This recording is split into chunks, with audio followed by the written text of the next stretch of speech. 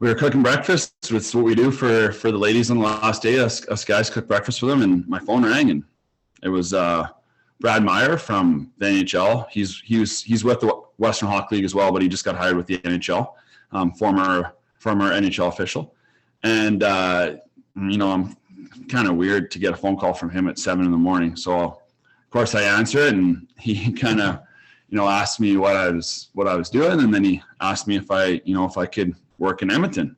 Of course, I was still so early in the morning, so I'm trying to kind of piece things together. But he mentioned that it was for the Oilers game, and of course my calendar opened up real quick. Kyle Raymond, awesome, right? That's part of the referee fraternity. He was more excited than Chad and I were. I think he was looking into getting us tickets and making sure we were taken care of and all that kind of stuff.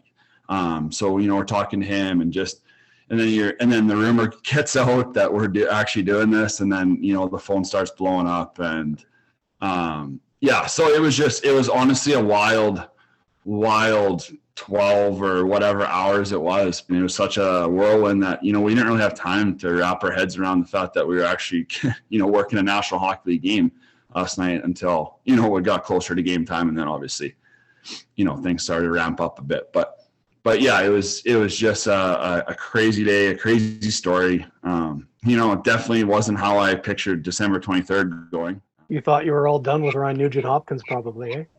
Yeah, it was funny actually. He kind of skated by in warm up and kind of gave us the old flyby, and I talked to him at a couple draws and stuff. So it had been a long time. I mean, he's been away from Red Deer for quite a while. So, but it's he's a class act, and in face-offs with him last night were easy. Some of the other guys were not quite as easy. But did I see Connor McDavid leaning over and talking to you guys in a photograph?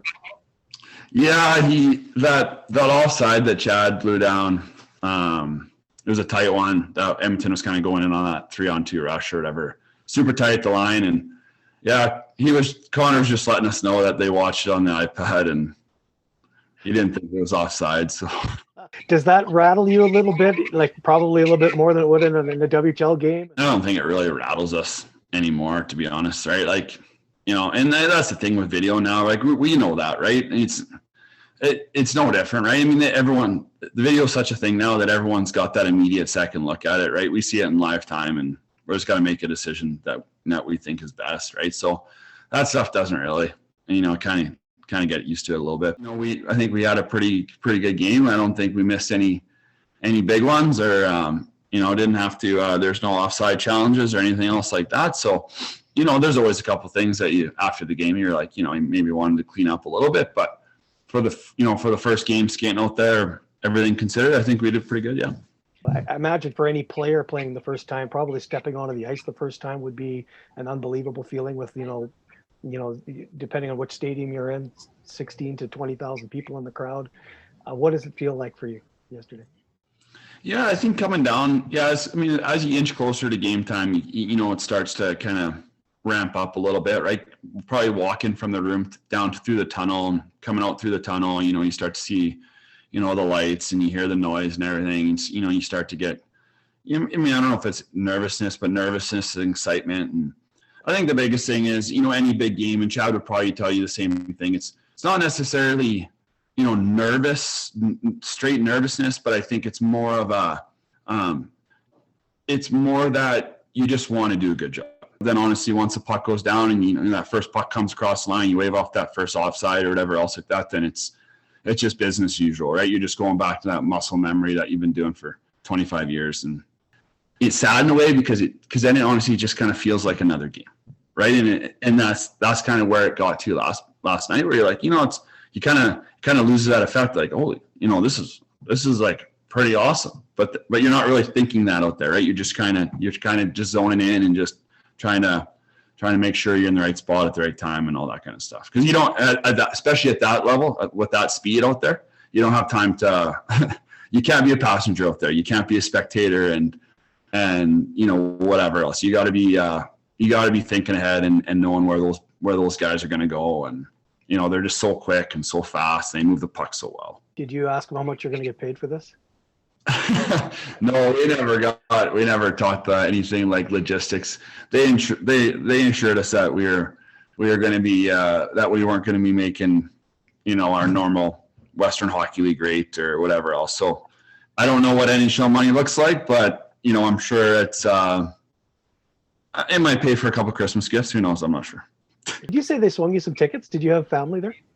Yeah, we did. Yeah, they are awesome. Like I said, I mean, I think it's part of that. It's part of that kind of officiating fraternity. We've known Cal for quite a while now, and he was like a kid in the candy store yesterday for us. Right? He was so excited. I talked to him a few times on the phone, and the National Hockey League was great. They got us tickets, and I think I don't know how many people came down, but there was probably about 15 to 20 people down. So my wife and kids, Chad's wife and his kids, and my parents, and my uncle and a few other buddies and stuff like that. So they were able to come down to the room afterwards, and we talked to them, and so that was pretty cool, pretty awesome. It was 100% more special because we got to do it together. We're just a couple of guys that that happened to be linesmen and just got an unreal opportunity to do something special. So we definitely appreciate all the love that we got yesterday, and it means a lot. And is this something that you look forward to maybe getting a call again, or something you want to pursue full time? Yeah, I mean, I don't think I think we've probably felt like we've been able to do it for a while now, right? To be 100% honest, right? Not to sound cocky or anything, but I think we know that we're capable of doing it. It's just there's a lot of things that go into those decisions that they have to make their decisions too, and they have a plan and that type of thing. So it's definitely like I said before, it honestly, it's just we're just going out there every game and we're just trying to be the best officials we can be and just get as far as we can get in our league, and be the top in our league, and work in playoffs as deep as you can possibly go, and that type of things. It's not something that you can really there's not much control over it, right? So Cody Huseby and his brother Chad get called up to the NHL for the first time ever, and maybe it's the first time in, who knows. Thank you so much, and congratulations. Hey, thanks, Dwayne. Appreciate it.